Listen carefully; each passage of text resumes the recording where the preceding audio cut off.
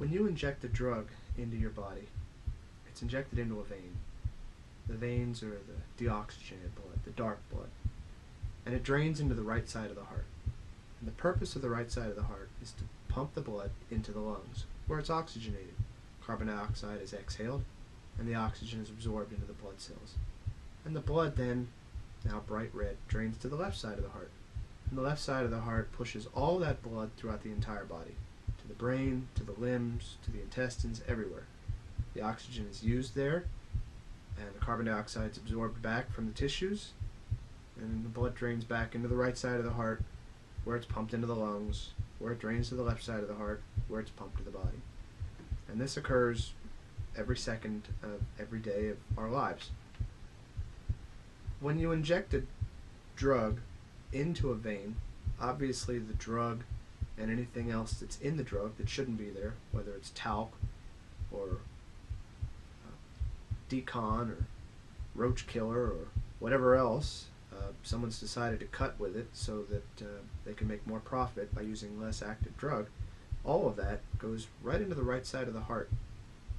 As it drains through the right side of the heart, bacteria may stick to the valve on the right side of the heart called the tricuspid valve, because the valve it's a surface which allows for bacteria to bind more avidly.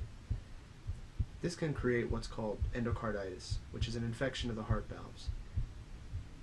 The problem with endocarditis is you can't just take pills to treat it initially. You need very high concentrations of antibiotics, which can only effectively be done with the use of long-term intravenous antibiotics.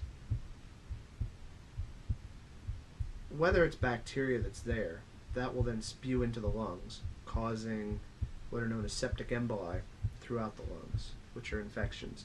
But also other things that may have been injected with the drug, whether it's a talc or aspirin or baby powder or anything else, will also go into the lungs. And the lungs may react to this foreign molecule by creating a very severe inflammatory response.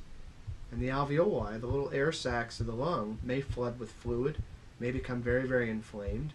The chest x-ray can turn white from all the fluid and the inflammation that's in there. A person's oxygen levels can plummet. They may need to go on mechanical ventilation in a medically induced coma in order to tolerate the mechanical ventilation until the lungs can heal. This could take several days to several months. And some of the long-term consequences of that could be fibrosis in the lung, which is a hardening of the lung tissue itself.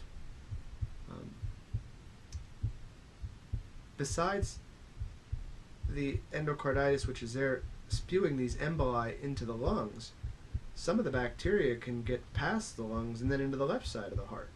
And if you end up with infected valves on the left side of the heart, then a person can spew the bacteria throughout their entire body, and wherever the blood and the infection goes, then that's where the abscess will be. Whether it's in the brain, whether it's in the bone somewhere, whether it's in an arm or a finger or a toe or an intestine, then the person can get infections in there as well. Again, requiring high doses of antibiotics for many, many weeks. Sometimes it can cause strokes, not just infection.